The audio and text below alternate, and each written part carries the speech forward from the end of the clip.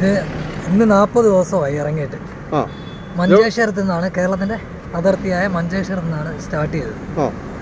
ഉദ്ദേശ ലക്ഷ്യങ്ങൾ വേറൊന്നുമല്ല, നമുക്ക് സ്വസ്ഥമായിട്ട് മനുഷ്യന് വില കൽപ്പിക്കുക. പട്ടിക്കല്ല മനുഷ്യനാണ്. ഇന്ന് നമുക്ക് കുഞ്ഞുങ്ങളെ കൊണ്ട് സ്കൂളുകളിൽ പോകാൻ പറ്റുന്നില്ല. പേടിച്ചാണ് കൊച്ചുങ്ങൾ സ്കൂളുകളിൽ പോകുന്നത്. രണ്ടെന്ന് പറഞ്ഞാൽ ഈ ബൈക്ക് യാത്രക്കാർ, ഇവിടെ എത്ര ബൈക്കുകാർ അപകടത്തിൽപ്പെടുന്നത്. ഇത് നോക്കൂത്തികളെ പോലെ ബന്ധപ്പെട്ട അധികാരികൾ നോക്കിയിരിക്കുകയാണ്.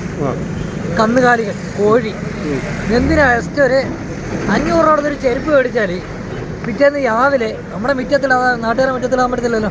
ഈ ചെരുപ്പ് 4 കഷ്ണമായിട്ട് 5 കഷ്ണമായിട്ട് റോഡിൽ കിടക്കണം, അല്ലെങ്കിൽ വയലിലോ ഓടയിലൊക്കെ കൊണ്ട് വലിച്ചെറിയും. ഇതിന് ശാശ്വതമായ ഒരു പരിഹാരം കാണും. കുഞ്ഞുങ്ങൾക്ക് സ്കൂളുകളിൽ പോകണം. ബൈക്ക് എടുത്തിട്ട് എന്തെങ്കിലും ഇൻഷുറൻസ് ടാക്സ് കടച്ചിട്ട് നമ്മൾ റോഡിൽ കൂടെ ഓടാനാണ്. നമുക്ക് അപകടം ഇത്ര റോഡ് പണിയൊക്കെ കിടക്കും. ഒരു അപകടം വന്നു കഴിഞ്ഞാൽ ഇവരാരും കാണത്തില്ല.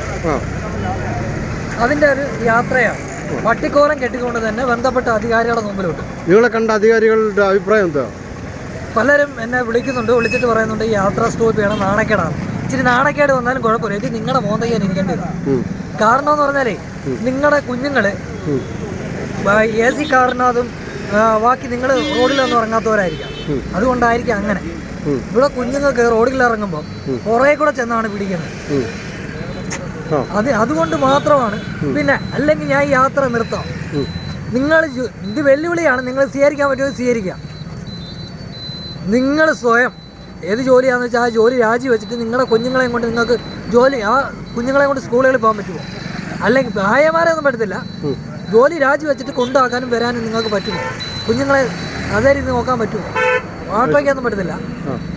നിങ്ങളുടെ ഈ യാത്രയുടെ അവസാനം നിങ്ങൾ എന്താ പ്രതീക്ഷിക്കുന്നത്?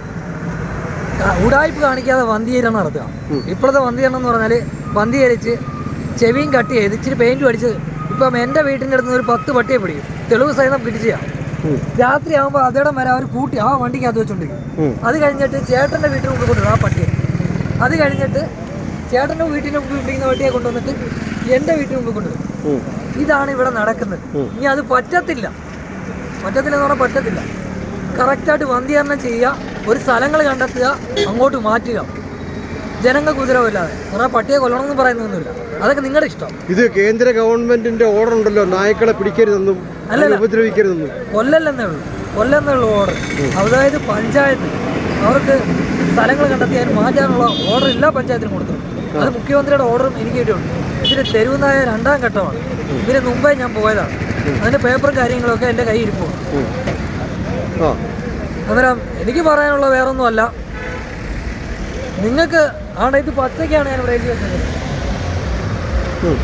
പട്ടിക്ക് നടുവേദന കൊണ്ടാണ് നിങ്ങൾ ഈ ചെയ്യുന്നത്, കുത്തിവെപ്പെടുത്ത് അതും ഇതൊക്കെ ചെയ്യുന്നത്. അതുകൊണ്ട് തന്നെ നിങ്ങൾക്ക് പറ്റിയില്ലെങ്കിൽ ഈ വഴിയോരത്ത് എത്ര പേര് ഭക്ഷണം കൊടുക്കുന്നുണ്ട്, ഫുഡ്. അവരൊരു 10, നിങ്ങൾ വിചാരിച്ച നടക്കും, ഒരു 10-15 പട്ടികളെ എന്തൊക്കെയാലും അവർ മൃഗസ്നേഹികളാണ്. അവരുടെയൊക്കെ വീട്ടുകളിൽ കൊണ്ട് വളർത്താനുള്ള ഓർഡർ എന്തുകൊണ്ട് കൊടുക്കുന്നില്ല? അന്നേരം അത് നിങ്ങളൊരു മനഃപൂർവ്വമായിട്ട് ജനങ്ങളെ ദ്രോഹിക്കുകയാണ്. കാരണം എന്നെ പട്ടി അല്ലെങ്കിൽ ഈ ചേട്ടനെ പട്ടി അടിച്ചാൽ 7 ഇഞ്ചക്ഷൻ വെക്കണം. ഒരു ഇഞ്ചക്ഷൻ 5000 രൂപ വിലയാണ്. അന്നേരം ഇത് നിങ്ങൾ കളിക്കുന്നത് മരുന്ന് മാഫിയോടുള്ള ഒരു കളിയാണ് ഈ കളിച്ചുകൊണ്ടിരിക്കുന്നത്. അത് പൊട്ടക്കണ്ണന്മാരെടുത്ത് പറഞ്ഞാൽ തലയ്ക്ക് മൂളയുള്ളവരെടുത്ത് അരിയാഹാരം കഴിക്കുന്നവർക്കും അത് മനസ്സിലാവും. ഇത് നിങ്ങൾ കളിക്കുന്നത് മരുന്ന് മാഫിയോട് കൂട്ടിയിരിക്കുകയാണ്. അതുകൊണ്ട് ബന്ധപ്പെട്ട അധികാരികളെ നിങ്ങൾ കണ്ണു തുറന്ന് നോക്ക്. ഇനിയെങ്കിലും നിങ്ങൾക്ക് കണ്ണു തുറന്നില്ലെങ്കിൽ പിന്നെ ഈ റോഡുകളിലെ ഒരുപാട് പേര് മരണപ്പെടുന്നുണ്ട്. പട്ടി അപകടത്തിൽ മരണപ്പെട്ട് കഴിയുമ്പോൾ ഇവർ പൂക്കണ്ണീര് പാട്ടിയല്ലേ. എന്തിനാത് കുറേ ഈത്തും പൂക്കണ്ണീര് പാട്ടിയല്ലേ. നിങ്ങളുടെ പേരെന്താ? എൻ്റെ പേര് നജീം കളങ്ങര. നജീം കളങ്ങര, തേവലക്കരയിലാണ്. ഒരു സോഷ്യൽ വർക്കറാണ്. എൻ്റെ വീട്ടിലാരെയും പട്ടി അടിച്ചിട്ടില്ല. പിന്നെ ഇത്